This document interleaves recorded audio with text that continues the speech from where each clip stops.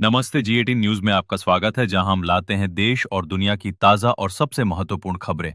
मैं हूं सोहेल खान पठान और आज हम आपके लिए लेके आए हैं दिन की टॉप 10 खबरें। राजनीति, खेल, अंतर्राष्ट्रीय घटनाओं से लेकर मौसम तक हर अपडेट के लिए बने रहिए हमारे साथ।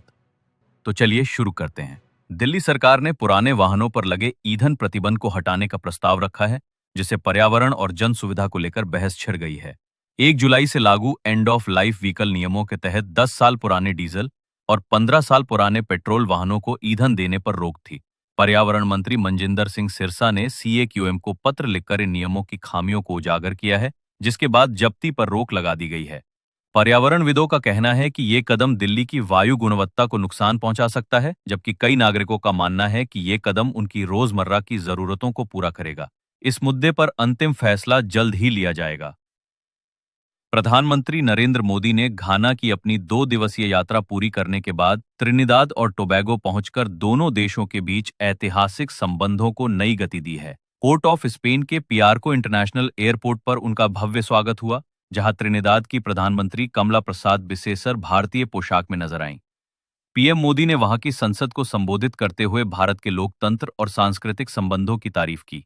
उन्होंने कमला प्रसाद बिसेसर को बिहार की बेटी बताकर दोनों देशों के बीच सांस्कृतिक पुल को और मजबूत किया।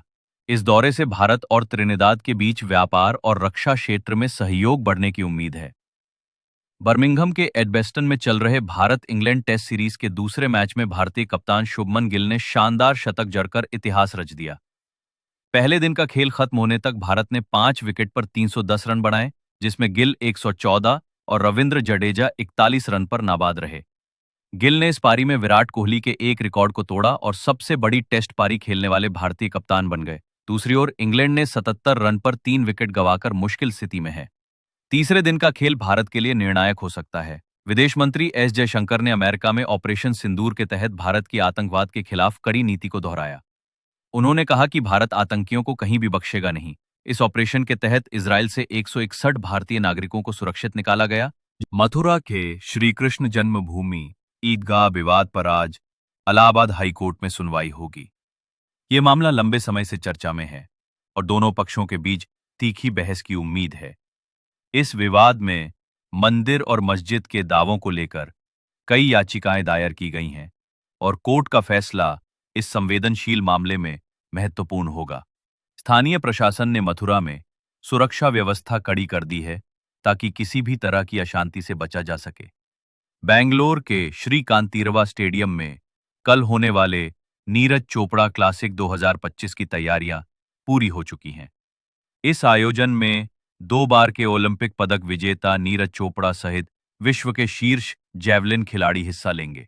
एथलेटिक्स फेडरेशन ऑफ इंडिया और जेएसडब्ल्यू स्पोर्ट्स द्वारा आयोजित यह इवेंट भारतीय खेलों के भविष्य को प्रेरित करने का एक प्रयास है। नीरज की मौजूदगी से प्रशंसकों में उत्साह चरम पर है। भारतीय मौसम विभाग ने महाराष्ट्र में भारी बारिश के लिए ऑरेंज अलर्ट जारी किया है। मुंबई, पुणे और कोंकण क्षेत्र में अगले 24 घंटों में भारी बारिश की संभावना है, जिससे बाढ़ और यातायात बाधित होने का खतरा है। प्रशासन ने लोगों से सतर्क रहने और गैर जरूरी यात्रा से बचने की अपील की है। राहत और बचाव टीमें तैयार हैं और निचले इलाकों में रहने वालों को सुरक्षित स्थानों पर जाने की सलाह दी गई है। भारत के ऑपरेशन सिंदूर के बाद पाकिस्तान में रिकॉर्ड तोड़ महंगाई ने आम जनता को परेशान कर दिया है। भारतीय सेना की कार्रवाई के बाद पाकिस्तान की अर्थव्यवस्था पर दबाव बढ़ा है, जिससे खाद्य पदार्थों और ईंधन की कीमतें आसमान छू रही हैं। कई शहरों में विरोध प्रदर्शन शुरू हो गए हैं और लोग सरकार से राहत की मांग कर रहे हैं। भारत ने इस बीच स्पष्ट किया है कि वह आतंकवाद के खिलाफ अपनी नीति पर अडिग रहेगा। भारतीय वायुसेना के ग्रुप कैप्टन शुभांशु शुक्ला ने अंतर्राष्ट्रीय अंतरिक्ष स्टेशन पर 1 सप्ताह पूरा कर लिया है। एक्सियोम 4 मिशन के तहत फ्लोरिडा के केनेडी स्पेस सेंटर से शुरू हुआ यह मिशन भारत के लिए गर्व का क्षण है।